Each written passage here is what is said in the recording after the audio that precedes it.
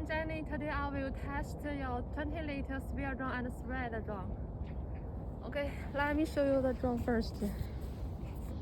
This is the 20 liters drum. It has 6 axles, and you can see it has LED lights to show drum frame at night. It has 6 LED lights. And 4 centrifugal nozzles. Okay, 6 lights. And this is the centrifugal nozzles. It also has thread, and later I will show you the thread.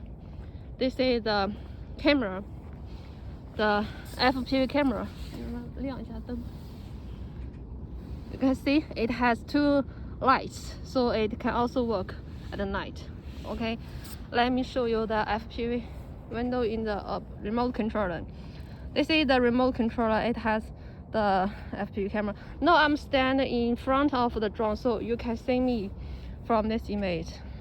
Okay, this one is me. Okay, you can switch.